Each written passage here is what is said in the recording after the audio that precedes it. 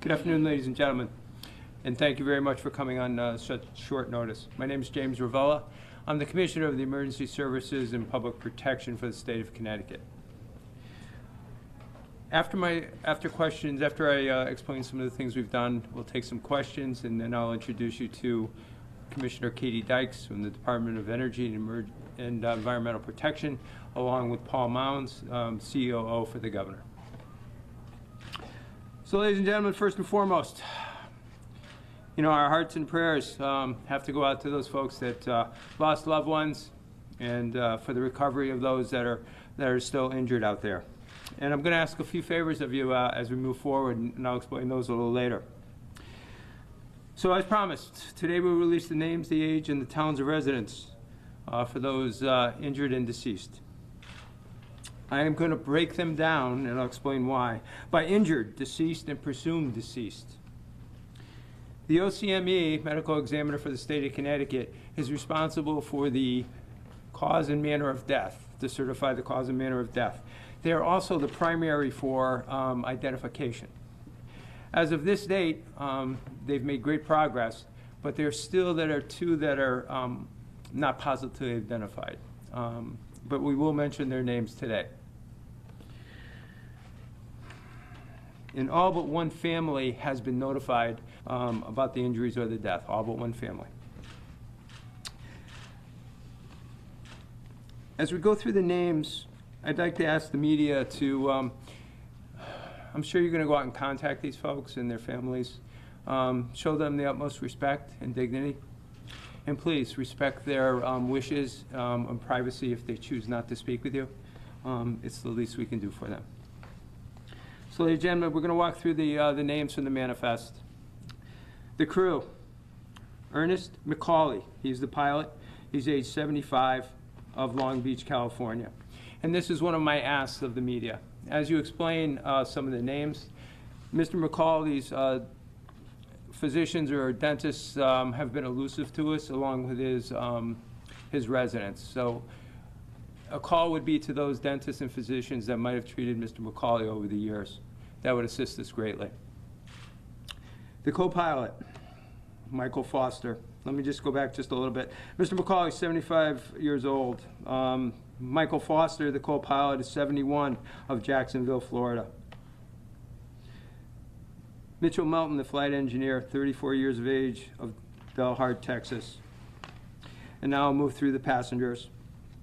Andy Barrett, age 36, of South Hadley, Mass. Linda Schmidt and Tom Schmidt, of age 62, of Suffield, Connecticut. Joseph Huber, age 48, of Terriffill, Connecticut. James Terraconti, age 54, of Simsbury. David Broderick, age 56, of West Springfield, Massachusetts. Gary Mazzone, age 66, of Broadbrook. James Roberts, 48, Ludlow, Mass. Robert Rydell, 59, East Granby. Robert Rubner, age 64, Tallinn, Connecticut. And as you can see in the packets we presented to everybody, we've delineated presumed deceased, injured, or obviously deceased. The airport personnel, the one injured is Andrew Sullivan, age 28, of Enfield, Connecticut. So moving on through your packet, you're going to see all those folks that we tried to mention yesterday, all those folks that were first responders, all the federal agencies, the hospitals, the fire departments which responded, the medical emergency providers, and all the others, including both state agencies, American Red Cross, and even the hotel that we're in today that have been very gracious for us, accommodating us. So, ladies and gentlemen, with that, we'll take a couple questions before I introduce you to the Commissioner and the COO. Sir, nobody has packets, respectfully. That you want to go down the list again with who's on what part of the list that would be in a packet? The packets are coming around right now. Okay, thank you. Sir, it seems that most of the people were from the area, and in talking to some of the families and reading some of the accounts, it appears that many of these people, many of these victims were World War II enthusiasts or military enthusiasts. Is there anything else about them that you can say as to why they were there? I cannot. I don't know. I can't speak for these folks' motivations to be on that plane and have that experience. So I really couldn't get any deeper into that. Sir, there was some talk yesterday about how some of the people on board had been heroic, able to open the hatch door. Have you been able to get any more information about that sort of thing? You can look towards Mr. Tiracante, who's actually a guard member. I think he'll have a great story of having broken limbs and other injuries to his collarbone. And even that, he was able to open a hatch inside that airplane. Can you talk about, as well as that heroism, all of the first responders, all of the units that responded to this? I mean, how much of a team effort was this? And you never want anything like this to happen, but how well prepared was Connecticut for something like this? The state of Connecticut is very well prepared unfortunately, for an incident like this. We train constantly with it. It's in our emergency and homeland security package, emergency management. And I can tell you, as we walk through all these first responders, and I'm going to bring the colonel up to tell you a little bit about the state police and their response, but we train for this all the time, these mass casualty events, and so do the hospitals. So the mutual aid compacts between all the fire and rescue folks, including the medical people, we're run by the fire. The fire is in charge of putting out the fire and making the scene safe before the investigators get there. And then the investigators brought their full teams, all the different partners that come with us. You know, the ATF, Homeland Security, the FBI, all those folks come. And we do our investigation jointly, and we'll eventually turn most of that over to the NTSB, and we'll wait for their cause and origin of the crash. So 1 second here, Colonel. Would you mind explaining the state police units and their responsibility? Good afternoon. Well, first and foremost, the firefighters and the emergency medical technicians, when they respond, it's mostly important. After that, our personnel respond with the federal agencies and TSA and Bradley Police. Troop H in Hartford, Troop W, Bradley Field, and our Fire Investigation Unit, Central District Major Crime Squad, Emergency Services bomb technicians along with the federal partners in the FBI, Traffic Services Aviation Unit, Public Information, and our Collision Reconstruction Team come out and they perform that. We had over 70 troopers respond. Thank you, Colonel. So if there's no further questions, I'm going to turn it over to Commissioner Dykes and Mr. Mounts. Can I ask a question? Sure, David. I know it's not your investigation anymore, but, I mean, what's your take on what happened yesterday? And what happened to this plane and what it was doing here in Bradley? And, just curious what your overall. David, a lot of different areas I can't comment on. It's obviously, everyone knows why the plane was here, for the foundation and the rides. And I can't get too far into it, David, I'm sorry. Sir, looking over the FAA records on this type of airplane, there are a number of incidents over the years, as I'm sure you're probably well aware of by now. As many as more than a dozen incidents, accidents, some involving fatalities. How concerned are you that this plane was at Bradley Field, at Bradley International in the first place? So the state police and I have talked this over quite a bit. We have concerns. I'm not at liberty right now to really go deep into that, but we have our concerns. Do you think it shouldn't have been there? I won't go that far right now. All right, ladies and gentlemen. Katie? Thank you, Commissioner. Again, my name is Katie Dykes. I'm the Commissioner of the Department of Energy and Environmental Protection here in Connecticut, and joined by the Governor's Chief Operating Officer, Paul Mounds, to describe a little bit of the response from our agency with respect to any contaminants released from the site. But first, I should say that in the wake of yesterday's tragic accident, the hearts and minds of many at our department involved in this response and others are with the victims their families, and our gratitude as well for the first responders on the scene who helped to keep people safe. Our role of our department is focused on assessing, managing, and containing any contaminants released into the environment as part of the incident and the response to that incident. DEEP staff have been working with other emergency responders in a number of different areas to achieve that mission. Our focus in this incident has been on aviation fuel released from the plane, as well as given the impact site impacting a de-icing facility that contains ethylene glycol, the de-icing agent. We've been focused on managing any releases of that chemical, as well as the releases of aqueous film forming foam or firefighting foam. It's a very important chemical that obviously is essential for maintaining public safety, utilized to help extinguish and manage the intense fire that occurred in this incident with the release of lots of fuel. But as we also are aware within our department and more broadly, this particular foam is part of a class of chemicals called PFAS or PFOA chemicals that have some toxicity that we have to manage.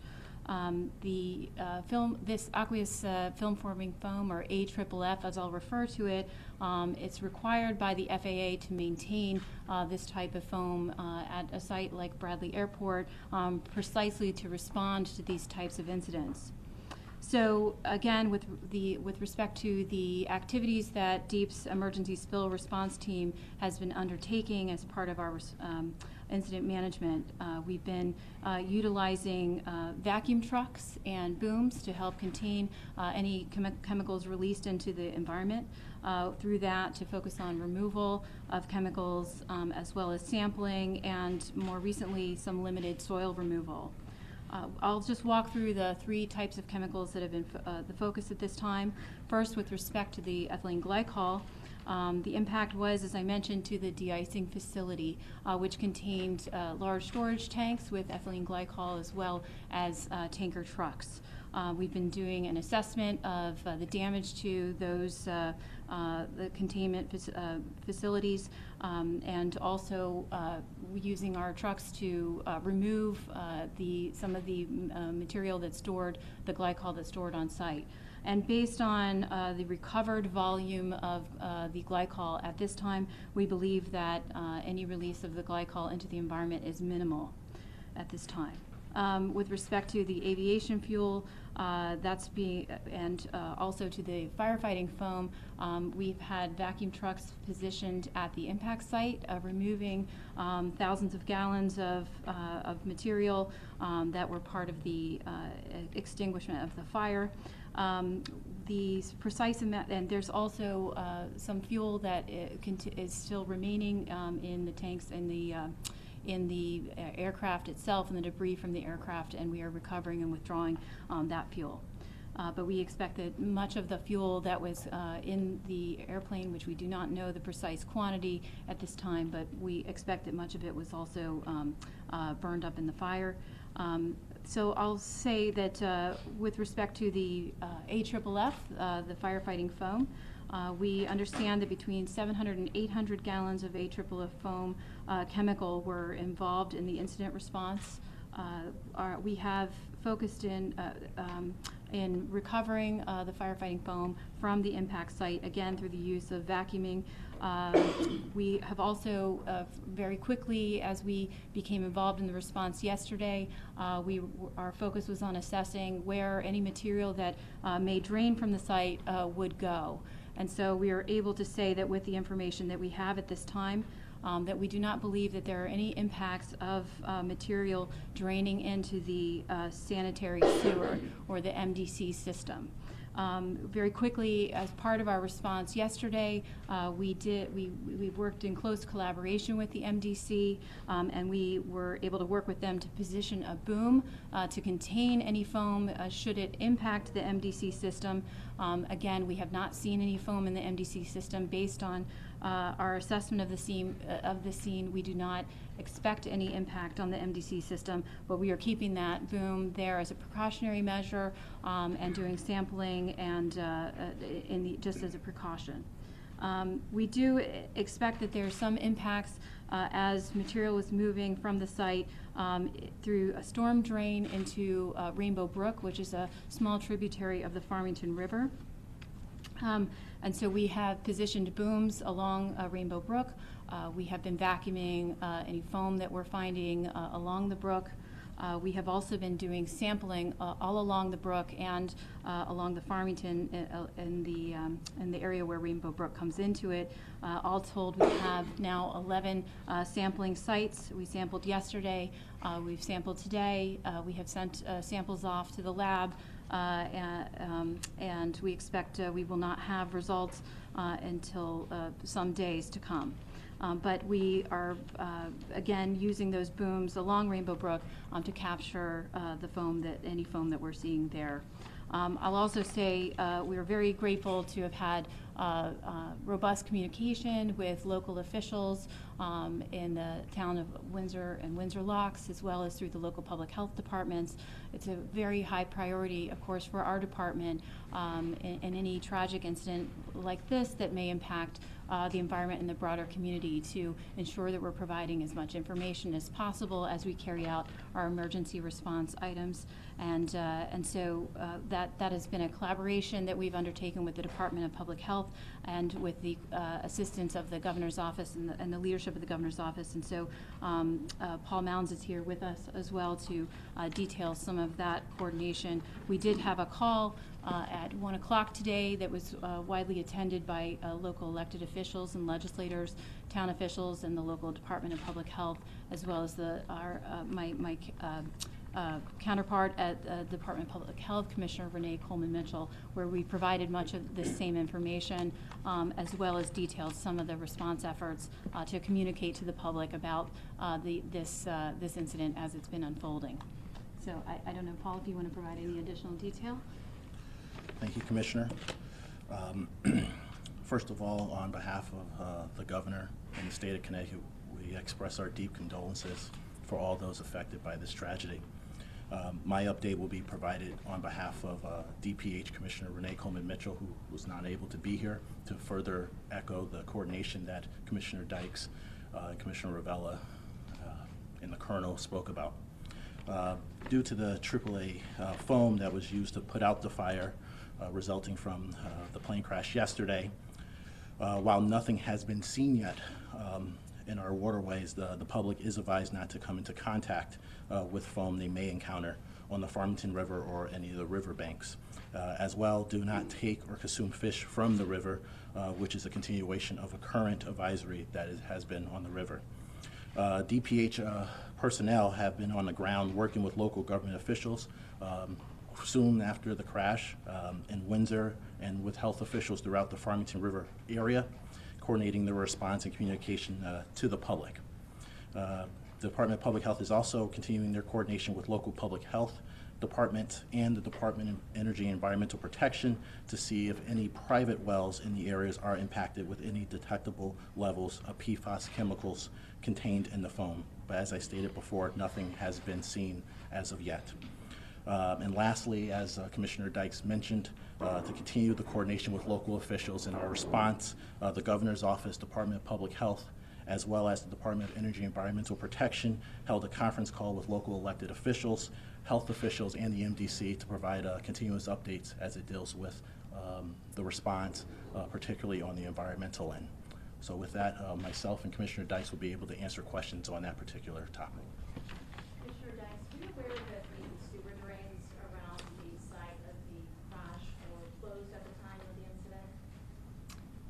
I'll invite Pete Sack, who's been part of the emergency response on the scene. Yes, at the time of the accident, wasn't sure what was damaged or if there was a connection to the sanitary sewer system, but soon afterwards we discovered no, there was no connection there. There's not a drain that goes to the sanitary sewer. It's got to be pumped through a treatment system first and then enter it, and that was not damaged. Did the de-icing facility have one of the fire suppression systems contained No, it does not. Does not. What sort of exposure, if, again, you mentioned there's minimal release of the glycol fluid mixture, what potentially would be the, I guess, exposure, dangers of being exposed to that sort of material, if, again, if there was any sort of contamination? It really wasn't that much of a danger to begin with because of the amount of water that was put on the fire. So there's not really a toxicity danger to aquatic life or people. Thank you.